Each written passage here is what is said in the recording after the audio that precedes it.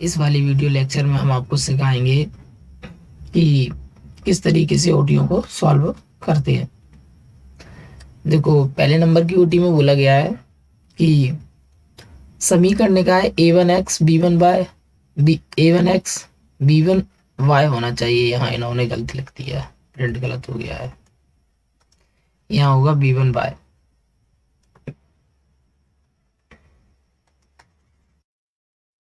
a1x b1 y plus c1 बराबर 0 तथा a2x b2 y plus c2 बराबर 0 का एक अद्वितीय हल होने की शर्त। यानी कि एक अद्वितीय हल, तो जब समीकरण निकाय दिए जाती है तो उसकी तीन शर्तें होती हैं। पहली शर्त होती है a1 upon a2 is not equal to, मतलब बराबर नहीं है b1 अपॉन b2।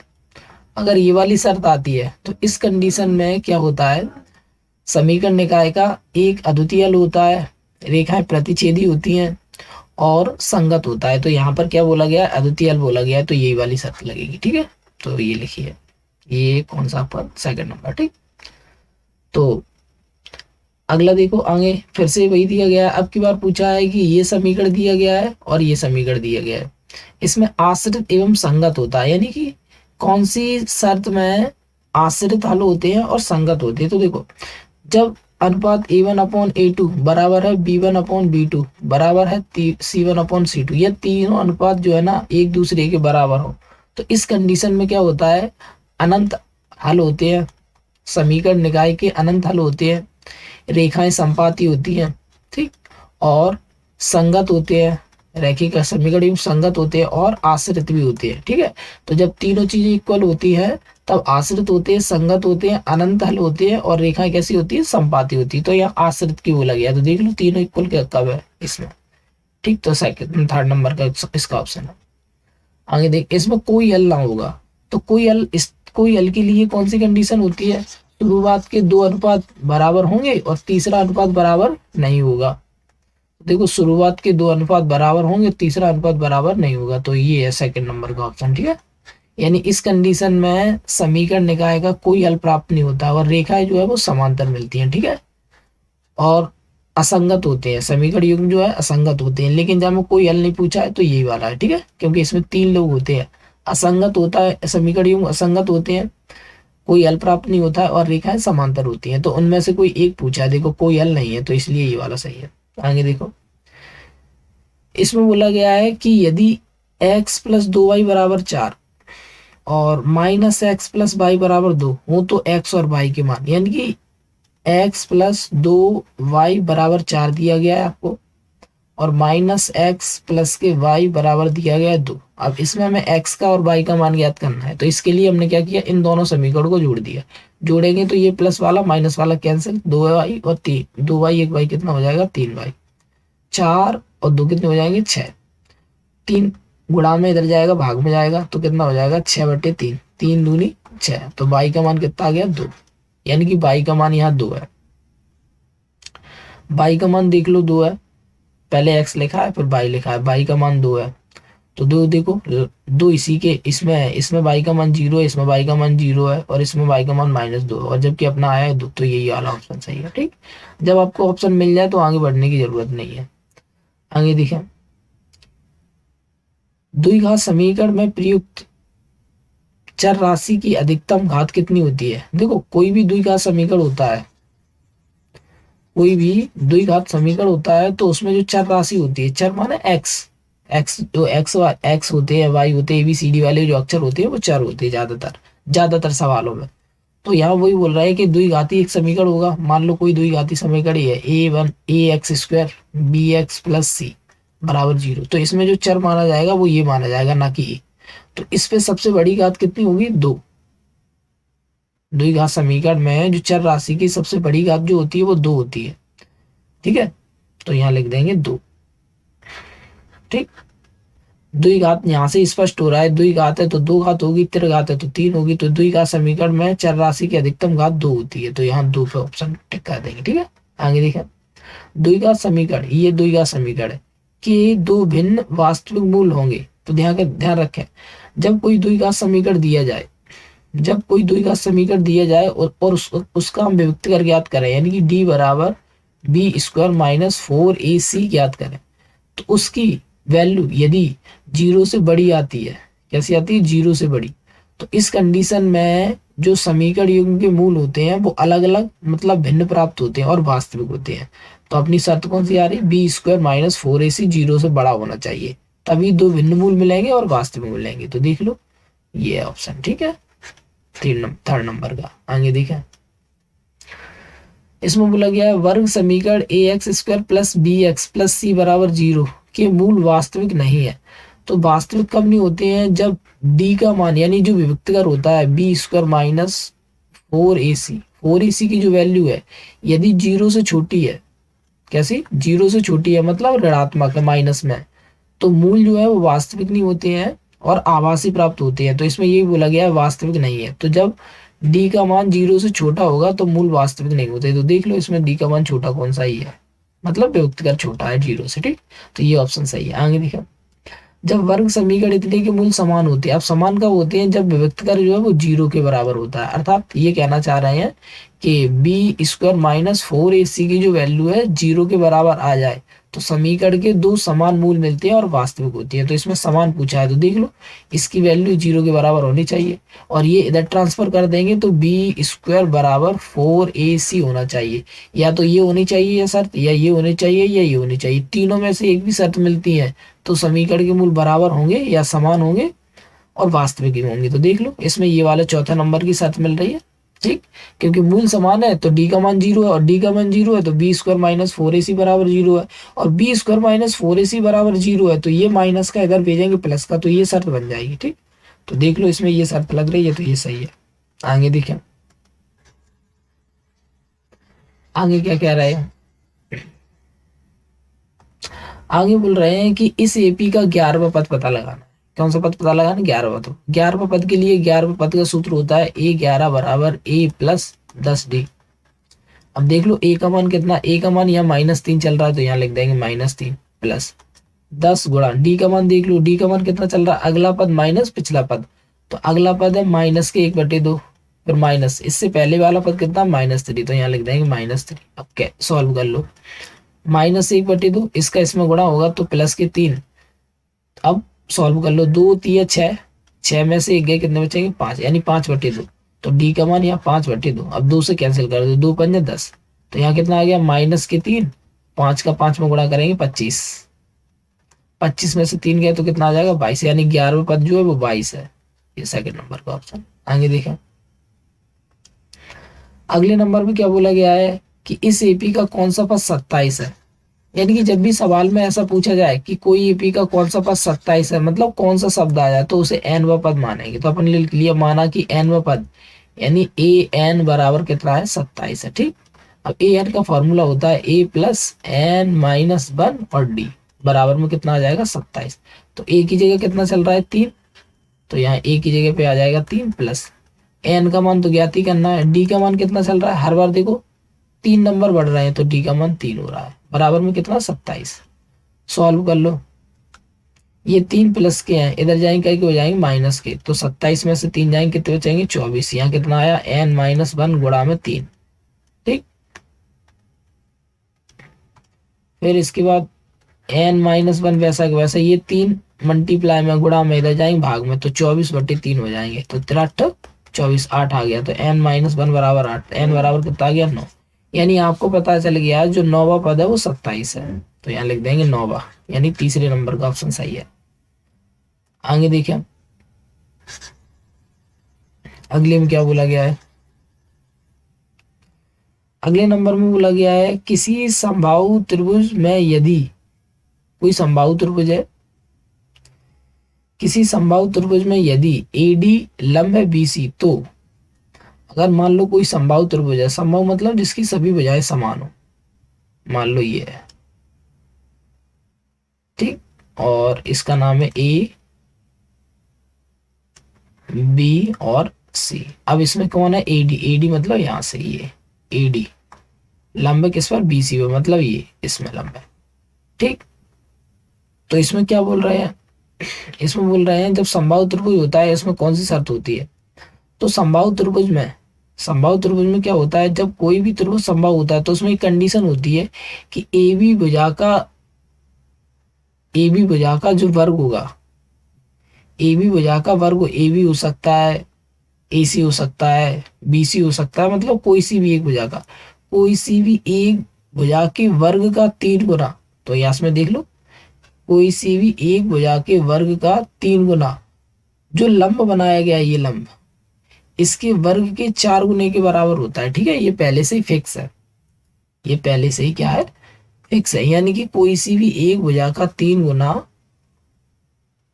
उसके लंब के वर्ग के 4 गुने के बराबर होता है। तो ये ध्यान रखें। ठीक है, वैसे तो ये थ्योरम है, पूरी प्रूफ है, तो ध्यान रखें कोई सी भी एक भुजा के, तो मान लो ए बी आ गया, ए बी का वर्ग इसका 3 गुना बराबर होगा ये ए डी जो है, ए डी के वर्ग के 4 गुने के बराबर, ये स्टेटमेंट होता है। ठीक है, याद रखें ये। ए बी की जगह बी ए सी भी आ सकता है, बी सी भी आ सकता है, मतलब कोई सी भी एक भुजा के वर्ग का 3 गुना लंब के वर्ग के 4 गुने के बराबर होगा। तो आपका ऑप्शन जो है इसमें देख लो कौन सा है ये। ठीक, इस तरीके से ये आपका ऑप्शन सही है, यहाँ लिखा भी है देखो। अगले देखें, आगे आगे कह रहे हैं कि बिंदु ये, आगे कह रहा है बिंदु P ऑफ 3,2 और Q ऑफ -2,3 के बीच की दूरी ज्ञात करना। अब देखो दूरी ज्ञात करेंगे कैसे, तो दूरी ज्ञात करने के लिए दूरी सूत्र का प्रयोग करेंगे। अब दूरी सूत्र क्या बोला गया है, दूरी सूत्र बोला गया है रूट के अंदर आगे वाले में से पीछे वाले को घटा दो, आगे वाले बिंदु में से पीछे वाले बिंदु को घटा दो, या पीछे वाले बिंदु में से आगे वाले बिंदु को घटा दो, कोई से भी अंतर कर लो। तो यहाँ देखो -2 है, -2 में से 3 घटाएंगे, यहाँ लिख देंगे -2, फिर घटाएंगे कितना, ये वाला -3, और होल पावर कितनी आ जाएगी 2। फिर से -3 में से घटाएंगे 2, तो यहाँ लिख देंगे -3 में से घटाएंगे 2, पावर कितनी आ जाएगी 2। अब देखो कितना आ रहा है, 3 और 2 5, 5 का वर्ग होगा 25, फिर से 3 और 2 5, 5 का वर्ग होगा 25, और 25 25 कितने होते हैं 50, 25 25 होते हैं 50, और 50 देख लो 50 के खंड करेंगे तो 5 गुणा 5 गुणा 2, अब 5 का जोड़ा बन गया, कितना आ जाएगा, 5 का जोड़ा बनेगा तो आ जाएगा 5 1 12 आ जाएगा, अंदर कितना बचेगा 2, तो 5√2 आ गया। अब इसमें 5√2 तो कहीं है नहीं, ये तो आप क्या करेंगे और आगे 5 वैसा के वैसा ही, √2 का मान होता है जैसे √3 का मान होता है, √3 का मान होता है 1.732, ऐसे ही √2 का मान होता है 1.414। ठीक है, √2 का मान कितना होता है 1.414, ये ध्यान रखें हमेशा। ठीक है, जैसे ये 414 वैल्यू लगाएंगे, जैसे ही अपन 414 वैल्यू लगाएंगे तो इसमें से कोई ऑप्शन आपका आ जाएगा। देखो अभी हम करके बता रहे हैं, जैसे यहाँ लगाएंगे 1.414। ठीक, तो गुणा कर दो, 5 को 20 की 0 हासिल लगेंगे 2, 5 एकम 5 और 2 7, 5 को 20 की 0 हासिल लगेंगे 2, 5 एकम 5 और 1, 5 और 2 7, तो कितना आया 5 और 2 7 आएंगे, तो 7.07, तो 7.07, ये वाला 0 तो हट ही जाएगा, 3 2 ही तक दिया गया, तो 7.07 आंसर होगा। देखो 7.07, ये सेकंड नंबर का ऑप्शन सही है। क्लियर है, इस तरीके से आप पता लगाएंगे। ठीक, इसमें आगे तक लगभग पूछा गया है तो मान लगा दो, अगर लगभग में पूछा नहीं जाता तो यहीं तक आंसर रहता। देखो अब अगला देखो, अगला क्वेश्चन, क्वेश्चन में क्या बोला गया है, आगे बोला गया है बिंदु P ऑफ 2,3 की x अक्ष से दूरी। तो हमने बताया था जब भी कभी किसी बिंदु की x अक्ष से दूरी पूछी जाती है, जब भी कभी किसी बिंदु की x अक्ष से दूरी पूछी जाती है तो y निर्देशांक होता है, तो y निर्देशांक यहाँ कितना है 3 है, तो यहाँ आंसर आएगा 3।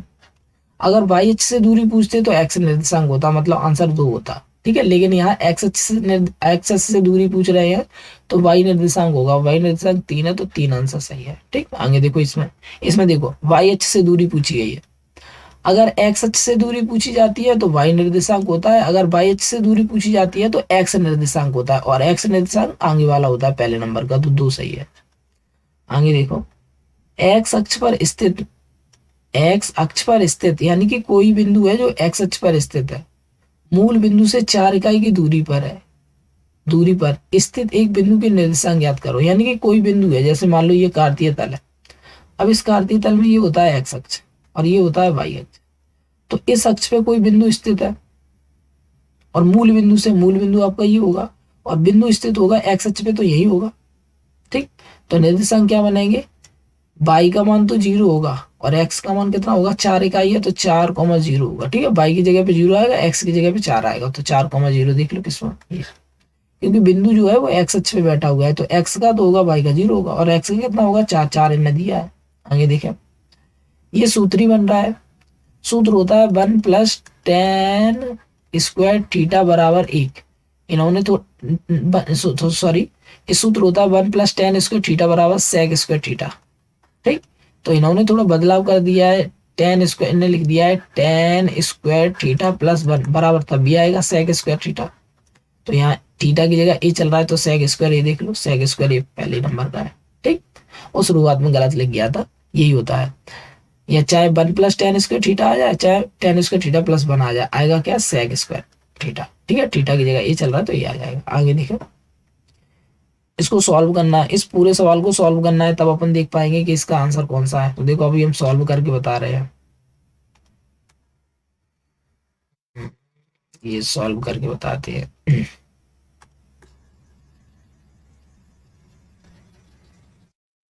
इसका ऑप्शन कौन सा है, तो सवाल क्या है, 1 + tan थीटा का फॉर्मूला होता है sin थीटा बटे में cos थीटा। sec थीटा का होता है 1/cos थीटा। इधर देखो 1 + cot थीटा का फॉर्मूला होता है cos थीटा बटे में sin theta minus cosec theta का होता है 1/sin थीटा। ये पूरी भिन्न बन गई, तो इसमें एलसीएम लेंगे। जब इतने का एलसीएम लेंगे तो कितना आएगा, सभी के बटे में cos चल रहा है तो cos आ जाएगा cos थीटा। अब इसके बटे में कुछ नहीं है तो एक मान लो, एक का cos में डिवाइड देंगे, cos थीटा में ऊपर मल्टीप्लाई करेंगे, या फिर ऐसे कर लो, एक और लॉजिक है, जिनके बटे में cos थीटा नहीं है उसमें मल्टीप्लाई, तो एक के बटे में cos थीटा नहीं है तो cos थीटा का इसमें मल्टीप्लाई, और sin थीटा वैसे के वैसे ही, जिनके बटे में वो वैसा के वैसे ही, और 1 वैसा के वैसे ही। इधर देखो, जिनके बटे में sin थीटा नहीं है वहां में sin थीटा का गुणा, तो एक के बटे में नहीं है तो sin थीटा का इसमें गुणा, और ये वाला cos थीटा वैसा के वैसा ही, और ये एक वैसा के वैसा ही, और बटे में कौन है, sin थीटा। आगे देखें, cos थीटा का sin थीटा हम गुणा करेंगे तो बन जाएगा cos थीटा इंटू में sin थीटा। अब गुणा कर लो एक एक से, पहले इस cos थीटा का इन तीनों में गुणा होगा, तो cos थीटा का sin थीटा हम गुणा करेंगे तो कितना आ जाएगा, cos थीटा इंटू में sin थीटा। फिर अब cos थीटा का sin थीटा हो गया।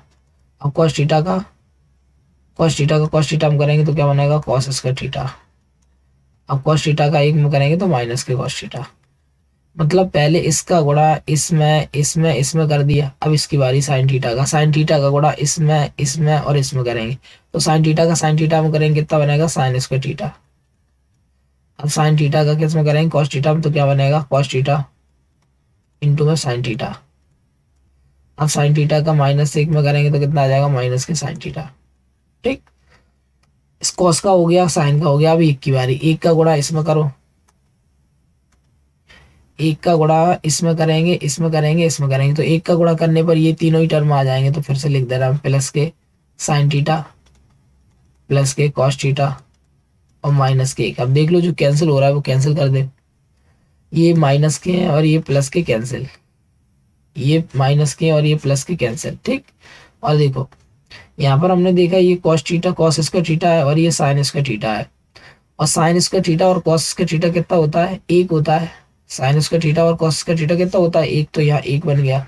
इन दोनों का फॉर्मूला होता है sin square theta plus cos square theta, तो ये दोनों मिलके एक बन जाएंगे, और ये एक cos थीटा sin थीटा और ये एक cos थीटा sin थीटा, तो कितने हो जाएंगे, 2 cos theta into sin theta. ठीक, और माइनस का एक ये, और नीचे कितना चल रहा है, cos theta into sin theta.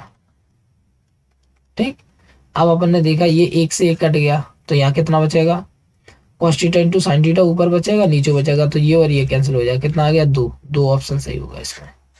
ठीक, इस तरीके से ये आपकी ओटी होती है।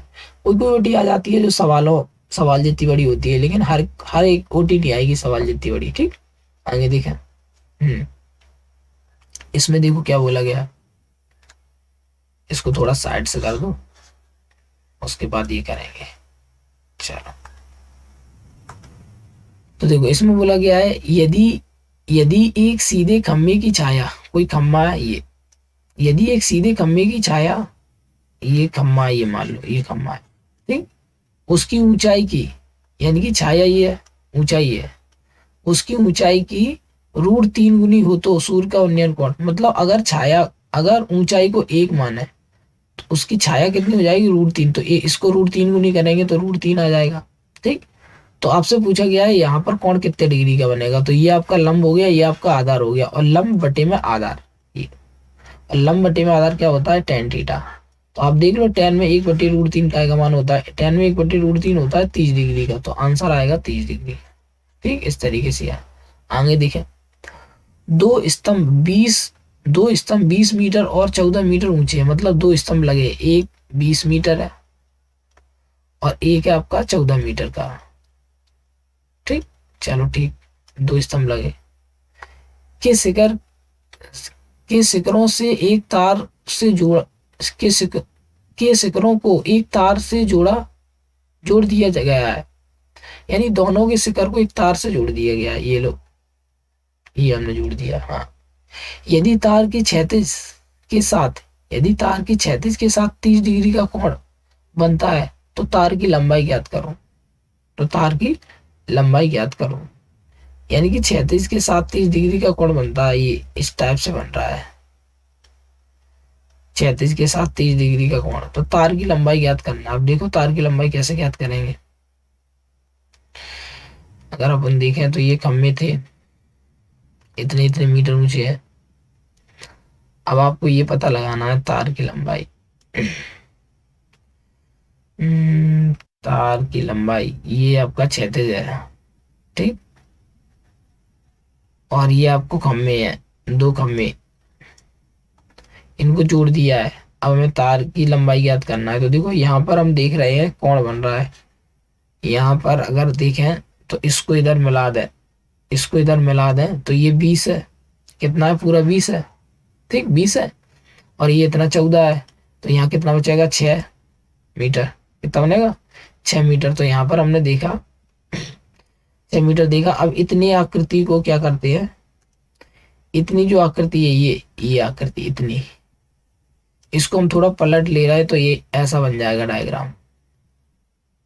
ठीक, तो यहाँ पर ये कितना होगा, 6 होगा, और यहाँ पर ये कितना होगा, 30 डिग्री होगा, और हमें क्या ज्ञात करना है, ये तिरछी वाली लाइन ज्ञात करना है, ये वाली लाइन, तो ये वाली लाइन यही तो होगी, और इसको कहते हैं कार्ड, इसको क्या कहते हैं, कार्ड, और ये कौन है, लंब, और कार्ड लंब किस में आता है, कार्ड, कार्ड को मान लो एक्स मान लो थोड़ी देर के लिए, कार्ड को मान लो एक्स, यानी कार्ड एक्स बटे में लंब, या लंब बटे कार्ड, लाल बटे का कपड़ा, लंब बटे कार्ड, लंब बटे में कार्ड क्या होता है, साइन थीटा, क्या होता है, साइन थीटा। लंब कितना है, 6, कार्ड कितना है, एक्स, साइन थीटा यानी कितना है, 30, साइन 30 हो जाएगा, तो यहाँ साइन 30। अब 6 वैसा के वैसा ही, एक्स वैसा के वैसा ही, साइन 30 का मान होता है 1/2, इसका इसमें गुणा होगा 12, इसका इसमें गुणा होगा, कितना हो जाएगा, एक्स, तो एक्स की वैल्यू कितनी आई, 12, तो यहाँ पर 12 नंबर सही है। ठीक, इस तरीके से इसमें देखना है तुम्हें। ठीक, इस सवाल को एक बार हम दोबारा से और रिपीट कराते हैं जिससे कि तुम्हें और अच्छे से समझ में आ जाए। देखो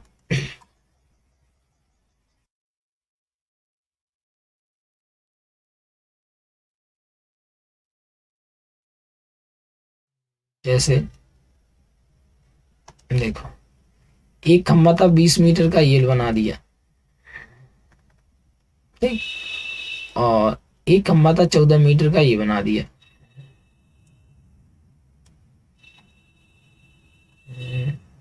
ये था 14 मीटर का, ये बना दिया, ठीक,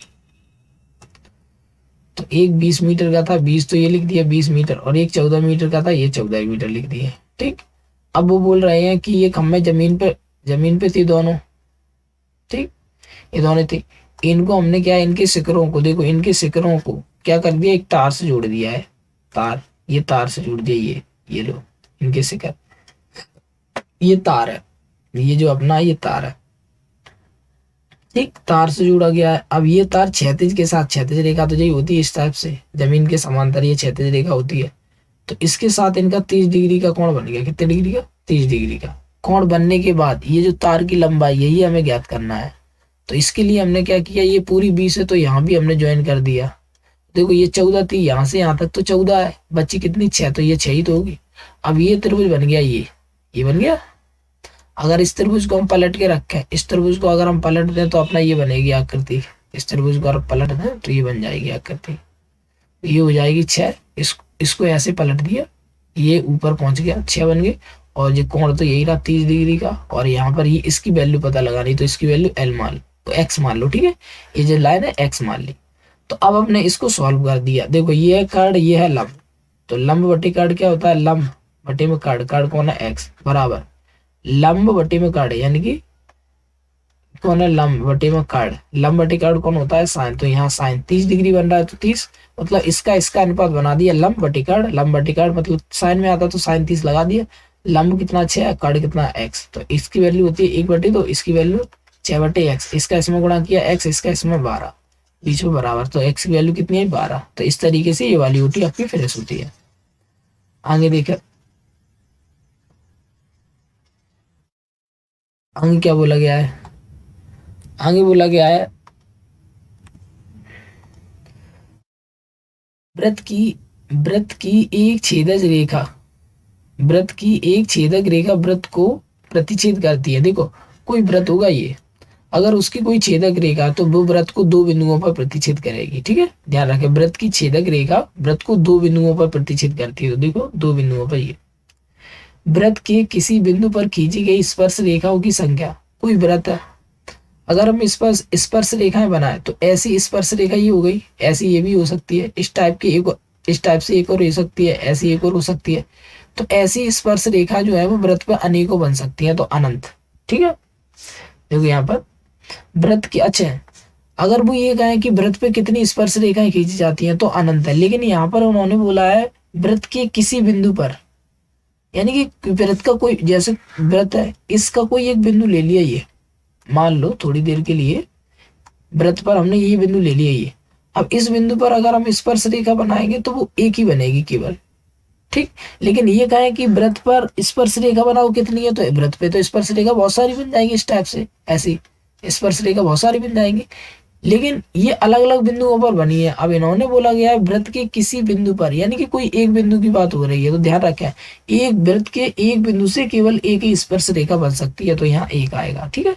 वैसे तो अनंत आता, लेकिन यहाँ किसी बिंदु दे दिया है तो आपका ऑप्शन रहेगा एक, ठीक। तो पेपर में ध्यान रखना है, किसी बिंदु पर दे रहे हैं या किसी वृत्त पर दे रहा है। किसी वृत्त पर आ जाए तो बहुत सारी बनेंगी, किसी बिंदु पर आ जाए, कोई वृत्त का किसी बिंदु पर आ जाए तो उस पर एक बनेगी रेखा, तो इसलिए एक सही है। आगे देखें, एक वृत्त की अधिकतम कितनी स्पर्श रेखाएं खींची जा सकती हैं। तो देखो अभी हमने बताया था कोई वृत्त है, इस पर अधिकतम कितनी स्पर्श रेखाएं खींची जा सकती हैं, तो अनंत, इस टाइप से। तो यहाँ लिख देंगे अपरिमित रूप से अनंत, ये वाला ऑप्शन सही है, ठीक है। आगे देखिए, अब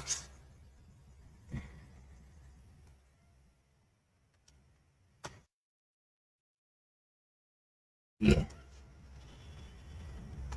अब इसमें देखो क्या बोला गया है। इसमें बोला गया है यदि एक बिंदु P से O केंद्र वाले किसी वृत्त पर P और PB दो स्पर्श रेखाएं 80 डिग्री के कोण पर झुकी हैं तो POA ज्ञात कर, POA किसके बराबर। यानी कि वो ये कह रहे हैं कोई वृत्त है, मान लो ये इसका केंद्र O है और इस पर दो किसी बिंदु P से, यानी ये बिंदु P है, इस पर दो स्पर्श रेखा बनाई है, एक ये बना दी है और एक ये बना दी है, ठीक। और ये O केंद्र वाला, इसका नाम PA है और इसका नाम PB है। तो वो कह रहे हैं कितने कोण पे झुकी है, यहाँ पर ये कोण बन रहा है 80 डिग्री का। तो वो कह रहे हैं POA, P फिर जाओ O पे फिर A पे, यानी कि ये पता लगाना है, ये वाला कोण पता लगाना है। तो ध्यान रखिए कॉन्सेप्ट है, मतलब एक कॉन्सेप्ट ये है कि अगर कोई वृत्त पर बाहरी बिंदु से कोई दो स्पर्श रेखा बना,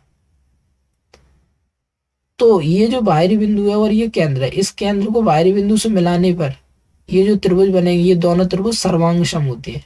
ये दोनों त्रिभुज कैसे होते हैं? सर्वांग सम। और सर्वांग त्रिभुजों की खासियत रहती है कि संगत कोण बराबर, उनके उनके संगत भाग बराबर होते हैं। तो ये वाला कोण जो है ना इसके बराबर होता है, ये वाला कोण जो है ना इसके बराबर होता है, ये वाली रेखा इसके बराबर होती है, ये दोनों आपस में बराबर होती है, ये कोण भी आपस में बराबर होती है। मतलब इस त्रिभुज की सारी चीजें, इस त्रिभुज की सारी चीजें इस त्रिभुज की सारी चीजों के बराबर होंगी। क्यों? क्योंकि दोनों त्रिभुज सर्वांग बनती है। तो यहाँ पर हमने देखा ये पूरा 80 डिग्री का है। तो जैसे ही हमने ये वाली लाइन बनाई, ये पूरा 80 डिग्री का, जैसे हमने ये वाली लाइन बनाई तो ये बन गया कितने 40 डिग्री का, ये 40 डिग्री का हो जाएगा और ये भी 40 डिग्री का हो जाएगा, 40 40 के बट जाएंगे। और ये तुम्हें पता है कि त्रिज्या ये होती है स्पर्श रेखा पर लंब होती है। तो यहाँ कितने डिग्री का बन रहा है 90 डिग्री का। तो इधर बन गया 90 डिग्री का, इधर बन गया 40 डिग्री का, बाकी जो बचा वो यहाँ बन जाएगा। और त्रिभुज के तीनों कोणों का योग कितना होता है 180 डिग्री। तो इसमें तीनों कोणों को जोड़ दो, ये त्रिभुज है इसमें तीनों कोणों को जोड़ो, 90 प्लस 40 और बचा हुआ है उसको मान लो x बराबर कितना आएगा 180। सॉल्व कर लो, 90 40 130, 130 प्लस के जालन भेजेंगे का एक हो जाएंगे माइनस के। तो x बराबर 180 माइनस के 130 कितना आ जाएगा 50। तो आपको आंसर 50 सही है ये। ठीक, इस तरीके से ये वाला ऑप्शन। आगे देखें, आगे बोला गया है वृत्त वृत्त वृत्त के किसी बिंदु से होकर जाने वाली स्पर्श रेखा और त्रिज्या के बीच का कोण। तो देखो वृत्त के किसी बिंदु से, ये कोई वृत्त के किसी बिंदु से होकर, वृत्त के किसी बिंदु से होकर जाने वाली स्पर्श रेखा, वृत्त का कोई बिंदु है और जा से जाने वाली स्पर्श रेखा और त्रिज्या के बीच, त्रिज्या आपका ये, तो स्पर्श रेखा और त्रिज्या के बीच यहाँ कितने डिग्री का कोण बनता है अभी बताया थोड़ी देर पहले 90 डिग्री का। तो 90 पे ऑप्शन, क्योंकि त्रिज्या स्पर्श रेखा पर लंब होती है। तो वृत्त की कोई स्पर्श रेखा और स्पर्श बिंदु से जाने वाली त्रिज्या, इन दोनों के बीच जो कोण बनता है वो 90 डिग्री बनता है। तो 90 डिग्री यहाँ सही है। आगे देखें, आर त्रिज्या है वाले उस त्रिज्या खंड का क्षेत्रफल ज्ञात करो जाकर आंतरिक कोण पी डिग्री है। तो त्रिज्या खंड का सूत्र, त्रिज्या खंड के क्षेत्रफल का सूत्र होता है थीटा बटे में 360 मल्टीप्लाई में पाई आर स्क्वायर। अब देखो थीटा की वैल्यू कितनी चल रही पी डिग्री, तो यहाँ आ जाएगा पी डिग्री बटे में 360 और गुणा में पाई आर की जगह कैपिटल आर स्क्वायर। अब देख लो इसमें ये आर स्क्वायर नहीं है, ये गलत है, ये आर स्क्वायर है, लेकिन यहाँ 360 नहीं है इसीलिए ये भी गलत है। अब यहाँ देखो ये आर स्क्वायर नहीं है, ये भी गलत है, बचा कौन सा ये ऑप्शन। अब ये ऑप्शन कैसे बन रहा है, यहाँ 720 है, तो देखो इन्होंने क्या किया 2 का गुणा यहाँ कर दिया है, 2 का गुणा यहाँ कर दिया है। तो आंसर कितना हो जाएगा पी डिग्री बटे में 720 और गुणा में 2 पाई आर स्क्वायर। ठीक, तो इसीलिए ये वाला ऑप्शन सही है। आगे देखें, अगले नंबर में बोला गया यदि किसी वृत्त का क्षेत्रफल, कोई वृत्त है उसका क्षेत्रफल 154 है, यानी कि पाई आर स्क्वायर वृत्त का क्षेत्रफल ही होता है, इसकी वैल्यू दी है 154। ठीक, तो इसकी परिमाप देखते, परिमाप तो क्षेत्रफल दिया गया 154, जाए सॉल्व कर लो, पाई का मान 22/7 होता है, आर स्क्वायर वैसे के वैसे ही, 54 100 वैसे के वैसे ही। ठीक है, अब हमने देखा ये 7 भाग में जाएंगे, जाए क्या हो जाएंगे गुणा में, तो यहाँ हो जाएगा 154 गुणा में 7, 22 ऊपर गुणा में नीचे आएंगे भाग में, तो यहाँ जाएंगे 22 बराबर में कितना है आर स्क्वायर। देखो 22 सत्ते कितने होते हैं 22 सत्ते 154, तो यहाँ हो गया 7 गुणा 7, आर स्क्वायर बराबर कितना आ जाएगा 7 गुणा 7। ये पावर जो है ना जालगन जाएगी, ये पावर यहाँ से हट जाएगी, ये रूट बन गई और रूट में 7 का जोड़ा बन रहा है 7 बार, तो आर की वैल्यू कितनी आ गई 7। अब आप देख लो परिमाप ज्ञात करना है, परिमाप क्या होता है 2 पाई आर होता है। तो 2 वैसा के वैसा ही, पाई का मान 22/7 और आर की वैल्यू कितनी चल रही 7, 7 से 7 कट जाएगा, 22 दूनी कितने हो गए 44। तो आपका 44 आंसर सही है, ये 3rd नंबर का ऑप्शन सही है।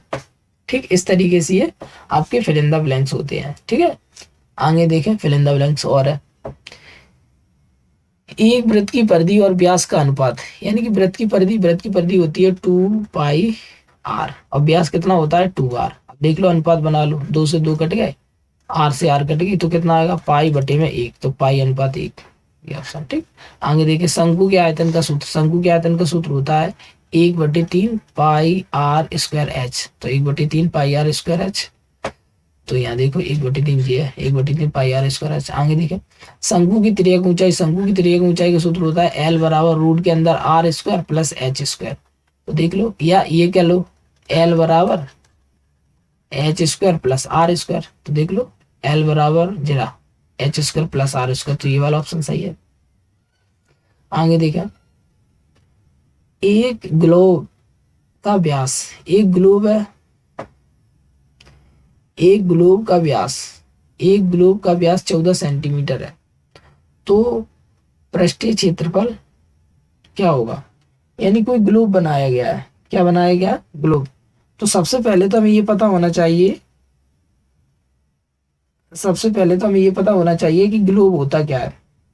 ठीक, जब तक आपको ये नहीं पता होगा कि ग्लोब क्या होता है, तब तक अपन सॉल्व नहीं कर पाएंगे। ठीक है, जब तक अपन सॉल्व नहीं कर पाए। तो ग्लोब जो होता है वो तुमने देखा है ऑफिस में रखा रहता है, इस टाइप की पृथ्वी रखी रहती है, इस टाइप से ऐसी पृथ्वी टाइप की बनी रहती है, एक बॉल पे रखी रहती है घूमने वाली, तो इसको ही कहते हैं ग्लोब। तो ग्लोब जो है वो मतलब गोला होता है, गोले का आकार। ठीक है, पृथ्वी होती है इस टाइप का होता है, देखो हम यहाँ पर आगे बताएं, ग्लोब जो है ना ऐसा होता है, ये ग्लोब है, ये ग्लोब का आकार है। अगर हम ऐसे बना दें तो मान लो ये पृथ्वी है थोड़ी देर के लिए और ये स्टैंड पे रखी हुई है, इसको अपन क्या कहते हैं, ग्लोब। मतलब सीधा सीधा कहने का मतलब ये है कि गोले का व्यास दिया गया है, क्या दिया गया, गोलाकार आकृति है, उसका व्यास दिया गया, और गोलाकार आकृति को क्या कह रहे हैं, ग्लोब कह रहे हैं। वो ऑफिस में रखा रहता है, उसे ही अपन ग्लोब कहते हैं, स्कूलों में ऑफिस में रखा रहता है वही। तो यहाँ पर देखो ग्लोब का व्यास यानी कि क्या दे रहे हैं, यानी कि 2r की वैल्यू दे रहा है, व्यास 2r ही तो होता है, 2r की वैल्यू 14 है, तो r की वैल्यू कितनी हो जाएगी, ये 2 से भाग देंगे, 2 7 14, यानी r की वैल्यू 7। आपसे पूछा गया पृष्ठीय क्षेत्रफल, उसका पृष्ठीय क्षेत्रफल क्या होता है, गोले का पृष्ठीय क्षेत्रफल 4 पाई r स्क्वायर, तो 4 वैसा के वैसा ही, पाई का मान 22/7 और r की वैल्यू कितनी है 7, 7 यहाँ लगाएंगे तो 7 का वर्ग हो जाएगा, 49 हो जाएंगे। अब सॉल्व कर लो, 7 49, 7 का गुणा 22 में करेंगे, या ऐसे कर लो, 4 दूनी 22 का गुणा 4 में करेंगे तो 88, और गुणा में 7 ये वाले, 7 8 56 की चाहिए, 7 8 56, 7 8 56 और 5 कितने हो जाएंगे 61, तो 616 आ गए, तो 616 आंसर ही है। ठीक, इस तरीके से ये ओटी होती है। आगे देखिए, ठीक, तो ध्यान रखिए ये ग्लोब शब्द, ध्यान रखिए ग्लोब शब्द मतलब पृथ्वी, वो गोल घूमने वाली वही है। आगे देखें, आंकड़ों में सर्वाधिक बारंबारता वाला पद कहलाता है। यानी कि कोई भी आंकड़े होते हैं, उस आंकड़ों में जिसकी बारंबारता सबसे ज्यादा होती है उसे हम बहुलक कहते हैं, उसे क्या कहते हैं, बहुलक। ध्यान रखें, कोई भी आंकड़े होंगे जिसमें सबसे जिसकी बारंबारता सबसे ज्यादा होगी उसे हम क्या कहेंगे, बहुलक कहेंगे। आगे देखें, ये 3 माध्यक माइनस 2 माध्य किसके बराबर होता है, तो देखो एक सूत्र होता है, माध्य माध्य मध्यिका और बहुलक के बीच में एक सूत्र होता है, मतलब संबंध होता है, उनके लिए संबंध होता है। संबंध ये होता है कि संबंध ये होता है 3 माध्यक, मध्यिका का है या माध्यक, 3 माध्यक बराबर होता है बहुलक प्लस 2 माध्य, ये सूत्र होता है। ठीक, अब ये प्लस का इधर भेजेंगे क्या हो जाएगा, माइनस का, तो यहाँ क्या बनेगा, 3 माध्यक माइनस के 2 माध्य, तो फिर इधर क्या बचा, बहुलक ही तो बचा। तो आपको पता चल गया, देखो ये वाली साइड तो दही है, ये लिखा है 3 माध्यक माइनस 2 माध्य बराबर में क्या होता है, बहुलक, तो बहुलक आंसर सही है ये वाला। ठीक, आगे देखा, प्रथम 5 प्राकृतिक संख्याओं का माध्य, यानी कि शुरुआत की 5 प्राकृतिक संख्या लिख लो, 1 है, 2 है, 3 है, 4 है और 5 है, ये शुरुआत की प्राकृतिक संख्या है। इनका माध्य ज्ञात करना है, तो देखो इनको जोड़ लो। ठीक, जब भी आंकड़े इस तरीके से दिए जाए गिनती में सिंगल सिंगल, तो उनको जोड़ लो सबको, यानी कि आंकड़ों का योगफल कितना आया, 5 और 4 9, 9 3 12, 12 2 14, 15, यानी कि ऊपर कितने आ गए, 15, ऊपर आ गए 15। अब आंकड़ों का योगफल ऊपर लिख दिया, अब आंकड़ों की संख्या 1 2 3 4 5, तो 5 नीचे डिवाइड देंगे कितना आ जाएगा, 3, तो माध्यक है, मतलब माध्य 3। ठीक, कभी भी इस टाइप का माध्य है तो आंकड़ों का योगफल बटे आंकड़ों की संख्या, ये सूत्र होता है। तो आंकड़ों का योगफल, क्योंकि आंकड़े थे 1 से 5 तक प्राकृतिक संख्या, तो 1 से 5 तक लिख ली, इनको जोड़ दिया 15 और बटे में 5, क्योंकि 5 संख्या है, 5 का भाग दिया 3 आ गए, तो 3 ही आंसर है। आगे देखो, एक घटना जिसका घटित होना संभव है, कोई भी घटना है जिसका घटित होना संभव होता है उसकी प्रायिकता 0 होती है। ठीक, ये ध्यान रखें। निम्नलिखित में से कौन सी संख्या किसी घटना की प्रायिकता नहीं हो सकती, तो देखो प्रायिकता का मान है कभी भी ऋणात्मक नहीं होता है, क्योंकि प्रायिकता का मान 0 से लेकर 1 तक आता है, 1 तक कुछ भी हो सकता है, ना तो 1 से बड़ा होगा, ना तो 1 से बड़ा होगा और ना 0 से छोटा होगा, ये ध्यान रखें, ठीक है। तो ध्यान रखें 0 से छोटा माइनस में होगा, 1 से बड़ा बड़ी संख्या हो जाएगी तो प्रायिकता का मान माइनस में नहीं होता, क्या 0 से छोटा माइनस में हो जाएगा ना। तो इसीलिए ध्यान रखें कि प्रायिकता का मान कभी भी माइनस में नहीं हो सकता और 1 से बड़ा नहीं हो सकता। तो ये ऑप्शन सही है। आगे देखें, यदि किसी घटना के घटित होने की प्रायिकता p है, मतलब कोई घटना है जिसके घटित होने की प्रायिकता p है, तब उस घटना की पूरा घटना को घटित होने की प्रायिकता बताओ। देखो पूरा घटना को ना घटित होने की प्रायिकता होती है, उसे पूरा घटना कहते हैं। यानी कि अगर कोई घटना है जिसकी प्रायिकता p है और उसकी पूरा घटना की प्रायिकता पता लगानी है, तो एक में से घटाएंगे जो घटना दी गई है वो, तो 1 - p, ये ऑप्शन सही है, ठीक है। यानी कि कभी भी घटना की घटित होने की प्रायिकता दी जाए, ना घटित होने की प्रायिकता ज्ञात की जाए, तब भी एक में से घटाते हैं, और पूरा घटना ज्ञात की जाए तब भी से एक में से घटाते हैं। कौन? जो दिया गया है वो।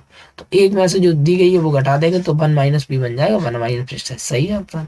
आगे देख, एक पासे को एक बार टॉस किया जाता है तब अभाज्य संख्या आने की प्रायिकता। अब देखो पासे पर अभाज्य संख्या 2 है, 3 है, 5 है, ये अभाज्य संख्या होती है। तो टोटल मिलाकर कितनी संख्या अभाज्य? 3। और टोटल रिजल्ट कितने होते हैं? 6। तो भाग देते हैं, कितना आ जाएगा? 3 एकम 3, 3 दूनी 6, तो 1/2 आंसर।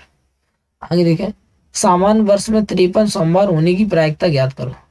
कोई वर्ष है जिसमें सामान्य कितने होते हैं? 53 सोमवार होने की प्रायिकता ज्ञात करो। तो देखो पूरा वर्ष होता है, उसमें 365 दिन होते हैं।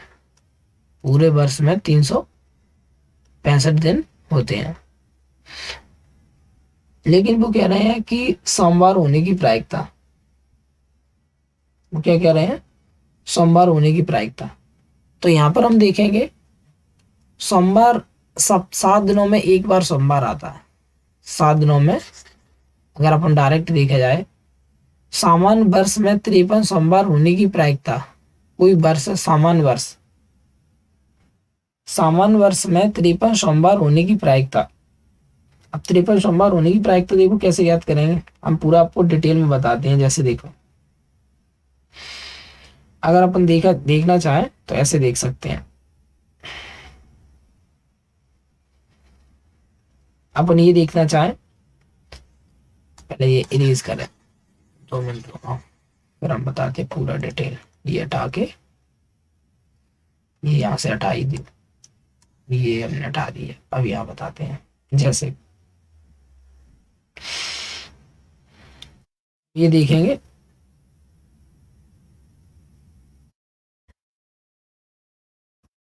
क्या था अपना सवाल? सामान्य वर्ष में 53 सोमवार होने की प्रायिकता। वर्ष जो है वो 2 तरह के होते हैं। कोई वर्ष, एक वर्ष होती है जिसमें 365 दिन होते हैं, और एक वर्ष होती है जिसमें 366 दिन होते हैं। कितने दिन होते हैं? 366। तो जब अपन देखेंगे सामान्य वर्ष चल रही है, तो सामान्य वर्ष में कितने, सामान्य वर्ष जो होती है, सामान्य वर्ष जो होती है, एक यस होती है, उसमें 365 होते हैं सामान्य। अब इसमें वो कह रहे हैं 365 होते हैं जिसमें 53 सोमवार होने की प्रायिकता। तो अगर इसमें हम सप्ताह देखें तो टोटल सप्ताह देखेंगे तो कितने हो रहे हैं? सप्ताह 7 दिन का होता है, तो इसमें 365 में 7 दिन का भाग देंगे, तो कितना आएगा? 7 चौक 28, 7 पंजे 35, 7 पंजे 35, या कितना आ गया? 7 पंजे 35, बचा 1, 7 दूनी 14, बचा 1। अब हम देख रहे हैं कि 365 दिन की जो वर्ष होगी उसमें 52 सप्ताह होंगे। कितने सप्ताह होंगे? 52। और उसमें एक दिन बच रहा है। कितना दिन बच रहा है? एक दिन। एक दिन अलग बच रहा है, यानी कि कहने का मतलब ये है 364 दिनों में 52 क्या आ रहे हैं? सोमवार आ रहे हैं। 364 दिनों में कितने आ रहे हैं? 52 सोमवार आ रहे हैं, और ये एक दिन बच रहा है। कितने दिन बच रहा है? एक दिन। तो ये जो एक दिन बच रहा है, ये जो अपना एक दिन बच रहा है, तो एक दिन में कैसे करेंगे? अगर अपन देखें, अपन ये देखें कि एक सप्ताह जो होता है उसमें 7 दिन होते हैं। उसमें कितने दिन होते हैं? 7 दिन होते हैं। सप्ताह में 7 दिन होते हैं, वीक में 7 दिन होते हैं। और हमें पता लगाना है 53वें सोमवार। कितने सोमवार? 53वें सोमवार। अब 53वें सोमवार कैसे करेंगे? देखो, तो एक दिन बच रहा है, वो एक दिन सोमवार हो, और टोटल अपने पास कितने दिन है? 7, तो 1/7 आंसर आएगा। कितना आएगा? 1/7। तो यहाँ आ जाएगा ये वाला ऑप्शन सही। कौन सा? ठीक, इस तरीके से आपको पता चलेगा कि कितना आएगा। आगे देखिए, अगली है, अगले कौन है, अगला ये LCM, LCM A H C F H C F of A comma B गुणा में LCM of A comma B. तो देखो जब दो संख्या, जब एलसीएम और एचसीएफ का गुणा करती है तो उसकी वैल्यू जो है वो दो संख्याओं के गुणनफल के बराबर होती है, और संख्या कितनी है, ए और बी है, तो ए गुणा बी के बराबर होगी। ठीक, इस तरीके से ये आपके सही विकल्प पूरे होते हैं। आगे का जो लेक्चर है उसमें हम आपको ये खालिस्तान भरना बताएंगे, ठीक है।